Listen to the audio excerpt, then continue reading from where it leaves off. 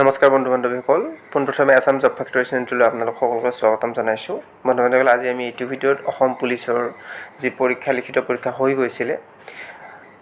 তাৰ ৰিজনিঙত যেনেকুৱা ধৰণৰ কুৱেশ্যনছ আছিলে তাৰ বিষয়ে আমি আলোচনা কৰিম আৰু লগতে কেনেকুৱা ধৰণৰ ৰিজনিং আহে আপোনালোকে ইয়াতে আভাস পাব এইটো আৰু আপোনালোকে কিমানটা ইয়াৰে শুদ্ধ কৰিব পাৰিলে নিশ্চয়কৈ কমেণ্ট বক্সত জনাব। প্ৰথম প্ৰশ্নটোলৈ আহিছোঁ যেতে প্ৰথম প্ৰশ্নটো দি আছে 5 পিছত দি আছে 10 তাৰ পিছত দি আছে 15 তাৰ পিছত 20 তাৰ পিছত কি হ'ব আমি এটো একেবাৰে সহজ এটো +5 কৰি গৈছে অৰ্থাৎ 5 পিছত 10 তাৰ পিছত 15 15 পিছত 20 আৰু 20 প্লাস কি হ'ব 5 হ'ব গতিকে ইয়াৰ শুদ্ধ উত্তৰটো হ'ব অপচন সি 25। দ্বিতীয় প্ৰশ্নটো আহিছো ইয়াতে দি আছে প্ৰথমখিনিত যে EKK তাৰ পিছত GMM তাৰ পিছত দি আছে IOO ইয়াতে চাও আপোনালোকে যে ইৰ পিছত জি লৈকে ই তাৰ পিছত এফ আহে তাৰ পিছত জি অৰ্থাৎ মাজতে এটা এলফাবেট এৰি নেক্সট এলফাবেটটো লোৱা হৈছে ঠিক তেনেদৰে জিৰ পৰা আই লৈকে GHI এটা এৰি লোৱা হৈছে গতিকে আমি ইয়াৰ পৰা গম পাও যে আমি এটা ল'ব পাৰো এটো কে যত নেকি কে আছে আৰু আমি এটা থিওৰি ইয়াতে ৰাখিব পাৰো যে কে চাও ইয়াতে যদি আমি চাও ইৰ পিছত কিমানটা এলফাবেট এৰি আমি কে পাইছো EFGHIJ অৰ্থাৎ পাঁচটা এলফাবেটৰ পিছত আমি 6 নম্বৰ পাঁচটা এলফাবেটৰ পিছত আমি কি পাইছো কে পাইছো তাৰ পিছত জিৰ পিছতো আমি তেনেকৈ পাইছো নে চাই লম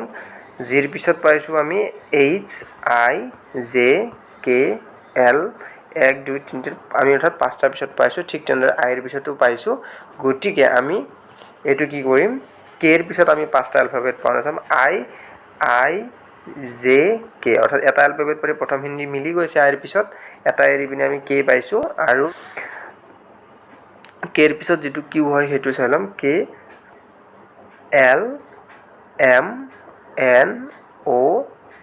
পি অৰ্থাৎ আমি পাঁচটাৰ পিছত কি পাইছো কিউ পাইছো গতিকে ইয়াৰে শুদ্ধ উত্তৰটো হ'ব অপচন বি। 3 নম্বৰ প্ৰশ্নটো লৈ আহিছো 13 9 19 6 ইয়াৰ অমিল কোনটো অপচনসমূহ দিয়া আছে A 6 B 19 C 13 D 9 চাও ইয়াৰে কি হয় ইয়াৰে কোনটো হ'ব শুদ্ধ উত্তৰ ইয়াৰে হ'ব 6 টো শুদ্ধ উত্তৰ অপচন A কিয়নো 6 টো কি হয় যুগ্ম সংখ্যা বাকি কিটা যিকিটা আছে অযুগ্ম সংখ্যা দিয়া আছে 6 টো যুগ্ম সংখ্যা গতিকে ইয়াৰ শুদ্ধ উত্তৰ অপচন A। 4 নম্বৰ প্ৰশ্ন যদিহে আমি টেলিফোনক ENOHPELET বুলি লিখো তেন্তে এলিগেটৰক কি বুলি লিখিম চাওক আমি যদি ভালদৰে চাও যদি আমি এলফাবেটখন চাও তেনেহলে টেলিফোনটো আমি উল্টাকে লিখিছে এটো প্ৰথমতে ই আহিছে ইয়াতে ই তাৰ পিছত এন আহিছে তাৰ পিছত ও এনেকৈ উল্টাকে লিখিছে গুটেইখিনি আপোনালোকে চাই ল'ব পাৰে মিলাই তাৰ পিছত গতিকে আমি এলিগেটৰৰ উল্টা চাম প্ৰথমতে যে ধৰা হল এৰ পিছত আমাৰ আৰ আগতে আহিব গতিকে আৰ আগতে চাম তাৰ পিছত আমাৰ ও আহিব ROTA এনেকৈ আহিব ROTA তাৰ পিছত আহিব GIL গতিকে ROTA GIL যেটো আছে অপচন ডি ইয়াৰে শুদ্ধ। 5 নম্বৰ প্ৰশ্ন ৰিজনিঙৰ খুব সহজ প্ৰশ্ন আহে চাওক ইয়াতে যেটো প্ৰথমতে দি আছে AB1 তাৰ পিছত AB2 তাৰ পিছত AB3 তাৰ পিছত কি হ'ব এটো সিম্পল ভেৰি সিম্পল ইয়াতে 1 2 3 ডিফাৰেন্স আছে বাস তাৰ পিছত শুদ্ধ উত্তৰটো হ'ব আপোনালোকৰ AB4 অপচন এ ইয়াৰে শুদ্ধ। 6 নম্বৰ প্ৰশ্নটো অলপ ইন্টাৰেষ্টিং আছে চাব আজি যদি সোমবাৰ হয় তেন্তে 29 দিনৰ দিনা কি বাৰ হ'ব অপচনসমূহ দি আছে এ সোমবাৰ বি মঙ্গলবাৰ সি বুধবাৰ ডি বৃহস্পতিবাৰ এটো চাওক আমি এটা সূত্ৰ ব্যৱহাৰ চাবি সোমবাৰৰ পৰা ৰবিবাৰলৈকে সোমবাৰটো আমি 1 বুলি ধৰো অৰ্থাৎ যেটো 1 হ'ব সেইটো সোমবাৰৰ দিন 2 মঙ্গলবাৰ 3 বুধবাৰ তেনেকৈ গুটে ৰবিবাৰলৈকে 7 দিন টোটাল গতিকে আমি এটো কি কৰিম প্ৰথমতে আমি ইমান গণনা কৰি থাকিব নালাগে 29 দিন যেটো 29 দিন আছে আমি ইয়াক 7 ৰে ডিভাইড কৰিম 7 ৰে ডিভাইড কৰিলে এটো পাম আমি 28 তো 28 পালে আমাৰ ইয়াতে বাকি ৰব এদিন সেই যেটো এদিন হ'ব সেইটোৱে হ'ব 29 দিনৰ দিনা বাৰ অৰ্থাৎ আমি প্ৰথম একটো কৰ পৰা গণনা কৰিম সোমবাৰৰ পৰা গণনা কৰিম গতিকে ইয়াৰে শুদ্ধ উত্তৰটো হ'ব অপচন এ মনডে বা সোমবাৰ। 7 নম্বৰ প্ৰশ্ন 1 3 তাৰ পিছত আহিছে 7 তাৰ পিছত 15 তাৰ পিছত কি আহিব এটো যদি ভালদৰে লক্ষ্য কৰো 1 ৰ পিছত +2 কৰিলে আমি 3 পাও ঠিক তেনেদৰে 3 ৰ পৰা +4 কৰিলে আমি 7 পাও ঠিক তেনেদৰে +8 কৰিলে আমি 15 পাও অৰ্থাৎ দুগুণ এড কৰি গৈছো গতিকে আমি +16 কৰিলে কিমান পাম 31 গতিকে ইয়াৰে শুদ্ধ উত্তৰটো হ'ব অপচন এ 31। 8 নম্বৰ প্ৰশ্ন যে NOIDA যদি আমি OPJEB বুলি লিখোঁ তেনেহ'লে দিল্লী DELHক আমি কি বুলি লিখিম চাওক ইয়াতে প্ৰত্যেকটো এলফাবেটৰে পিছৰ এলফাবেটটো যোগ কৰা হৈছে যেনে এনৰ পিছত কি আহে ও আহে ইয়াতে ও লিখিছোঁ ওৰ পিছত কি আহে পি লিখিছোঁ তাৰপিছত আইৰ পিছত কি আহে জে লিখিছোঁ তাৰপিছত ডিৰ পিছত জি আহিব ই লিখিছোঁ এৰ পিছত জি আহে বি লিখিছোঁ ঠিক তেনেদৰে আমি কি কৰিম এইটো আমি লিখিম ডিৰ পিছত কি আহিব আমাৰ ই তাৰপিছত ইৰ পিছত কি আহিব এফ এলৰ পিছত কি আহিব এম ঠিক তেনেদৰে এইচৰ পিছত আই আহিব আৰু আইৰ পিছত জে আহিব গতিকে ই এফ এম আই জে ইয়াৰে শুদ্ধ উত্তৰটো হ'ব অপশ্যন ডি ইয়াৰে শুদ্ধ উত্তৰ 9 নম্বৰ প্ৰশ্নটো আহিছোঁ ইয়াতে দি আছে চাওক যে 9 নম্বৰ প্ৰশ্নত BC2D তাৰপিছত দিয়া আছে এতে কি হ'ব সুধিছে BC4D BC5D ইয়াতে বেলেগ একো ডিফাৰেন্স নাই BCA আছে গতিকে BCA হ'ব কিন্তু এটা সংখ্যা কি আছে এটা এটা বাঢ়ি গৈ আছে 2 ৰ পিছত 3 আহিব তাৰপিছত 4 আহিল তাৰপিছত 5 আহিছে গতিকে ইয়াৰে শুদ্ধ উত্তৰটো হ'ব অপশ্যন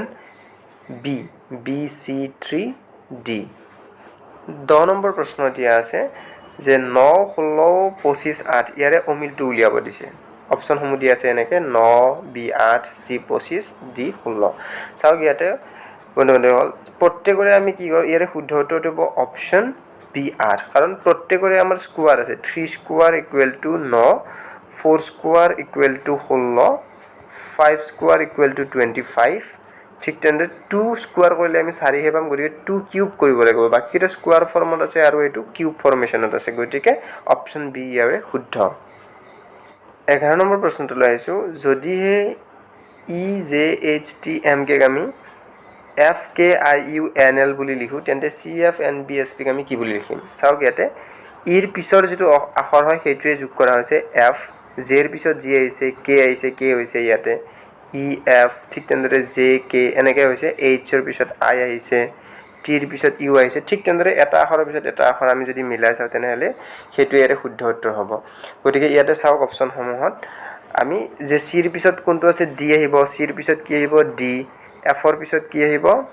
জি তাৰপিছত এফৰ পিছত জি আহিল তাৰপিছত এনৰ পিছত কি আহিব অ' বিৰ পিছত আহিব চি এছৰ পিছত আহিব টি আৰু পিৰ পিছত আহিব কিউ গতিকে ইয়াতে শুদ্ধ উত্তৰটো হ'ব DGOCTQ যিটো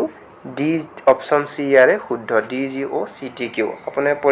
পৰীক্ষাত আপোনালোকে যিমান স্পীডত পাৰে সিমান স্পীডত কৰিবলৈ চেষ্টা কৰিব কিন্তু ভুল নকৰিব 12 নম্বৰ প্ৰশ্ন 3 9 6 13 ইয়াৰে অমিলটো উলিওৱা option A 3 B 13 C 9 D 6 ইয়াৰে যিটো অমিল হ'ব সেই অমিলটো হ'ব 6 কাৰণ ইয়াৰে 6টো যুগ্ম সংখ্যা বাকিবিলাক সব 3 9 13 এইকেইটা অযুগ্ম সংখ্যা হয় 13 নম্বৰ প্ৰশ্ন দিয়া আছে যে A1 B2 C3 তাৰপিছত কি হ'ব E5 দিয়া আছে চাওক A এলফাবেট নাম্বাৰ 1 দিয়া আছে B এলফাবেট নাম্বাৰ 2 C3 গতিকে A B C পিছত কি হ'ব D4 আহিব আৰু G2 কিমান নম্বৰত আছে 4 নম্বৰত আছে গতিকে D4 ইয়াৰে শুদ্ধ উত্তৰ অপশ্যন A 14 নম্বৰ প্ৰশ্নটো আহিছোঁ যে ইয়াতে দিয়া আছে যে গুড হ'লে বেড হয় যদি ৰুফ হ'লে কি হ'ব আমি চিধা জানো যে এইটো আমি অপজিট ৱৰ্ড সুধিছে হয়নে অপজিট ৱৰ্ড গতিকে ইয়াৰে যিটো শুদ্ধ উত্তৰটো হ'ব সেইটো হ'ব ৰুফ হ'লে আমি ফ্লোৰ লিখিম অৰ্থাৎ ৰুফ হ'লে কি হয় যিখিনি ওপৰৰ ছাদক আমি কি বুলি কওঁ ৰুফ বুলি কওঁ ঠিক তেনেদৰে আমি যদি ফ্লোৰ কওঁ ফ্লোৰ হ'লে তলৰ যিখিনি মাটিৰ লগত লাগি থাকে সেইখিনিকে আমি কি বুলি ক'ম ফ্লোৰ বুলি ক'ম গতিকে ইয়াৰ বিপৰীত শব্দ হ'ব ফ্লোৰ গতিকে ভিডিঅ'টোত এইখিনি আছিলে যদিহে ভিডিঅ'টো চাই ভাল পালে তেনেহ'লে বন্ধু বান্ধৱীসকললৈ শ্বেয়াৰ কৰি দিবলৈ নাপাহৰিব ধন্যবাদ জয় অসম